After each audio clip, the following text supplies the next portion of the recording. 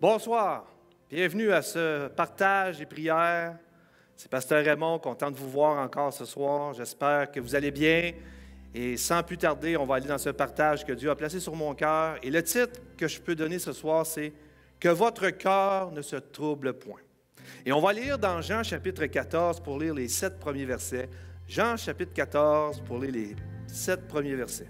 Et ici, c'est Jésus qui parle. Et il dit « Que votre cœur ne se trouble point. Croyez en Dieu et croyez en moi. Il y a plusieurs demeures dans la maison de mon Père. Si cela n'était pas, je vous l'aurais dit, je vais vous préparer une place. Et lorsque je m'en serai allé et que je vous aurai préparé une place, je reviendrai et je vous prendrai avec moi, afin que là où je suis, vous y soyez aussi. » Verset 4. « Vous savez où je vais et vous en savez le chemin. » Thomas lui dit, « Seigneur, nous ne savons où tu vas. Comment pouvons-nous en savoir le chemin? » Jésus lui dit, « Je suis le chemin, la vérité et la vie. Nul ne vient au Père que par moi. Si vous me connaissez, vous connaîtriez aussi mon Père. Et dès maintenant, vous le connaissez et vous l'avez vu. » Amen. Quel passage extraordinaire, des déclarations de Jésus qui sont vraiment là, un impact dans la vie de qui que ce soit qui peut lire ces versets-là. Ça a tout un impact, ce qu'il dit là, Jésus. C'est très important. Mais il va dire au début que votre cœur ne se trouble point. Ne soyez pas inquiets, dit Jésus. Hein? Il dit ça à ses disciples. Une parole puissante de Jésus. Il parle à ses disciples de ne pas s'inquiéter. Et ce soir, la question qu'on peut se poser ensemble. Ton cœur, mon cœur, est-il troublé ce soir? Est-il inquiet ce soir, excusez? En ce moment même qu'on se parle, partout autour de nous, là, je suis certain que vous avez remarqué qu'il y a de l'inquiétude. Il va toujours avoir de l'inquiétude parce que l'être humain s'inquiète. On s'inquiète beaucoup. Hein? On voit le stress, l'anxiété qui monte de plus en plus, la confusion. Et quand cela atteint le cœur, toutes ces choses qui atteignent le cœur de l'être humain, eh bien, veut pas, ça l'affecte tout notre être entier. Mais ce soir, ce que je viens de lire dans l'Évangile de Jean, et il ne faut pas oublier une chose, hein? Le mot Évangile, l'Évangile de Jésus-Christ, l'Évangile de Jean, de Matthieu, de Marc, de Luc, on dit des évangiles, mais les évangiles, ça vient du mot latin qui veut dire évangelium. Je ne sais pas si je le dis bien. Lui-même, qui est emprunté du grec, un mot que je ne citerai pas parce que je ne suis pas capable de le dire, mais qui veut dire bonne nouvelle. Donc, l'Évangile de Jésus-Christ, l'Évangile de Jean, de Matthieu, de Marc et de Luc, qui est l'Évangile de Jésus-Christ parce qu'il parle de Jésus-Christ, c'est une bonne nouvelle. Et je ne sais pas pour toi, mais pour moi ce soir, des bonnes nouvelles, ça fait du bien. Et le message de Jésus est une bonne nouvelle. Amen. Et des bonnes nouvelles, comme je viens de dire, ça fait du bien. C'est rare que quelqu'un qui reçoit une bonne nouvelle est découragé, est déçu. Au contraire, ça fait du bien des bonnes nouvelles, hein? Et Jésus va dire que votre cœur ne se trouble point. C'est facile de dire ça à quelqu'un. Ah, prends ça, relax. Hein? Ah, inquiète-toi pas, c'est facile. Mais quand ça nous arrive, hein? C'est facile. Mais Jésus va dire ça à ses disciples. Mais comment on peut faire pour y arriver? Hein? Comment faire pour arriver à avoir un cœur qui ne se trouble pas, qui ne s'inquiète pas? Hein? Comment qu'on peut faire ça? Eh bien, je pense que ça dépend toujours en quoi ou en qui tu as confiance, ou en quoi ou en qui tu crois, ou à qu'est-ce que tu crois. Je pense que sur quoi tu t'appuies, c'est ça qui va te donner soit une confiance ou une incertitude. Et la réponse, Jésus la donne. Quand il dit que votre cœur ne se trouble point, il va dire « Croyez en Dieu et croyez en moi ». Ah, ben là, pas pareil. Je pense que ce soir, la foi en Jésus-Christ, la foi en la bonne nouvelle du Christ. Hein? Le mot « la foi », là, on connaît ça, mais la foi, c'est une confiance. Hein? C'est une confiance en quelqu'un ou en quelque chose. Et ce soir, on m'a posé la question, puis je me la pose aussi. En quoi je crois? En quoi tu crois ce soir? Hein? Sur quoi tu te confies? Sur quoi tu t'appuies? Quels sont tes fondements? C'est important de se poser ces questions-là. Toute chose autour de nous est ébranlée en ce moment. Mais ce soir, je vais t'annoncer une bonne nouvelle. Jésus, lui, n'est pas ébranlé. Amen. Le message de l'Évangile n'a pas changé, il n'est pas ébranlé. Ça nous dit dans Hébreux 13, 8. J'aime citer ce verset parce qu'il y a une profondeur très importante, encore plus, avec tout ce que nous vivons. Ça nous dit, Jésus-Christ est le même, hier, aujourd'hui et éternellement. Donc, si Jésus ne change pas, il est digne de confiance. Avez-vous remarqué que ce livre-là n'a pas changé? Le message est toujours le même depuis des milliers d'années. Mais pourquoi la foi? Pourquoi avoir confiance en lui? Bien, justement parce qu'il n'a pas changé. Le discours que Jésus a eu plus de 2000 ans passés, sa vie sur cette terre jusqu'à la croix et après sa résurrection, tout ce qu'on peut lire, entendre, tout ce que l'histoire raconte, l'archéologie en parle, les prophéties le concernant, tout ce qui a été découlé de cette vie sur cette terre de Jésus-Christ, le Dieu fait homme, bien, Jésus a tout accompli. Il a tout fait ce qu'il a dit. Et vous savez, aujourd'hui, quelqu'un qui fait ce qu'il dit, c'est quelqu'un qui est digne de confiance. Hein? Et Jésus a tout accompli. Ça nous dit que quand il était sur la croix, et cette citation-là est très pesante, elle dit beaucoup de choses. Jésus a dit, tout est accompli. Il a tout accompli. Jusqu'à la mort de la croix. Et il est ressuscité comme il l'a dit. Hey, ça, c'est quelqu'un digne de confiance. Mais Jésus est digne de confiance. Donc, la parole de Jésus est digne de confiance. Et ça nous dit dans Matthieu 24, 35, et je vais vous le lire dans la parole de vie, ça dit, le ciel et la terre vont disparaître. Mais mes paroles ne disparaîtront jamais. Hein? Le ciel et la terre vont passer, mais mes paroles ne changeront pas.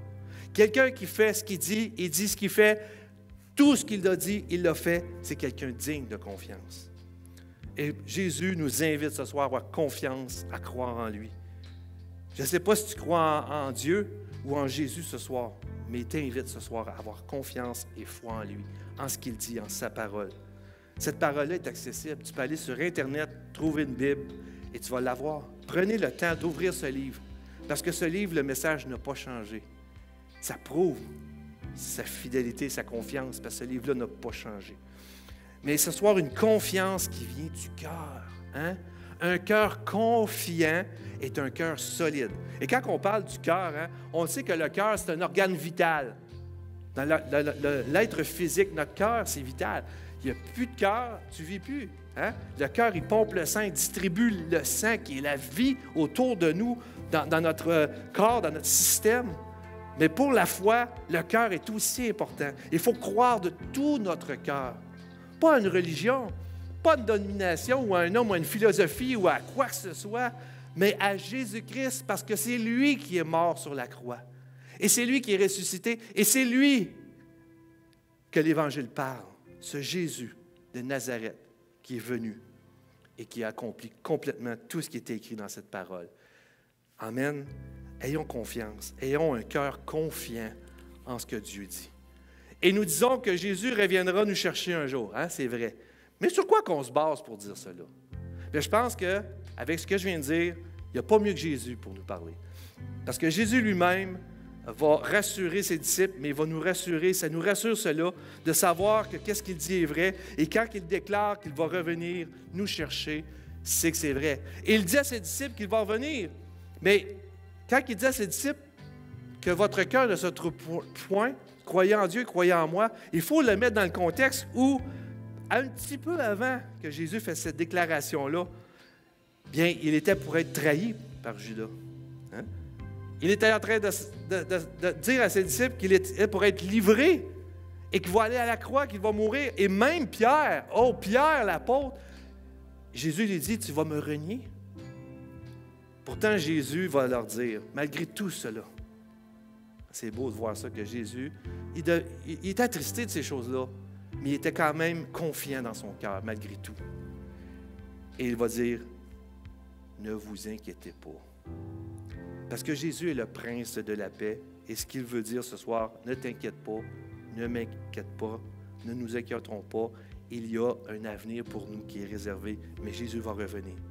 Donc, ce soir, Jésus nous dit aussi à nous qu'il va revenir.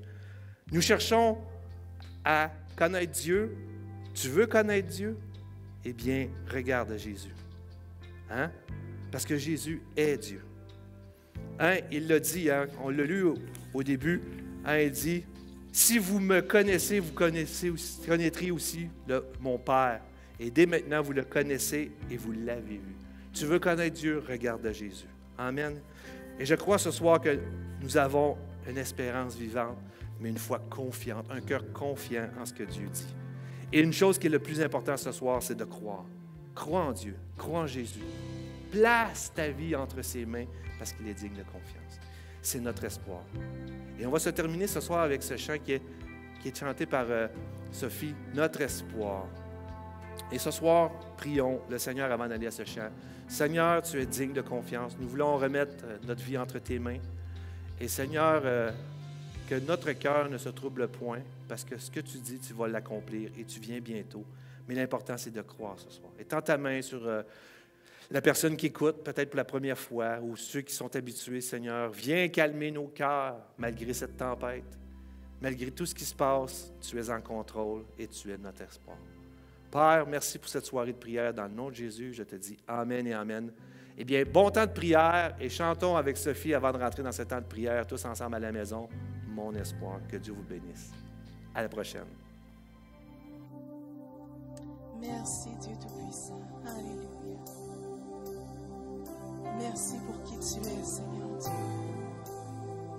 Nous te louons, nous t'adorons, nous t'exaltons.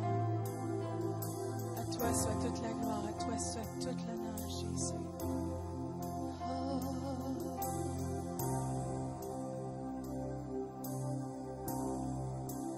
Toi, ma lumière,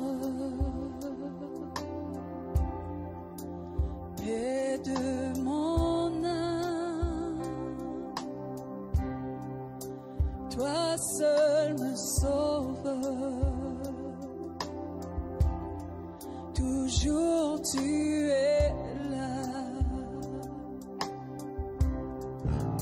toi ma lumière, paix de mon âme, toi seul me sauve, toujours tu es là. Tu es mon espoir, est en toi ma victoire, est en toi à chaque instant, je peux m'attendre à toi.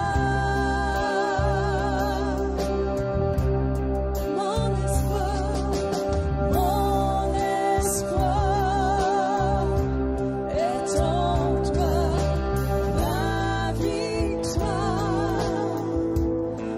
Ton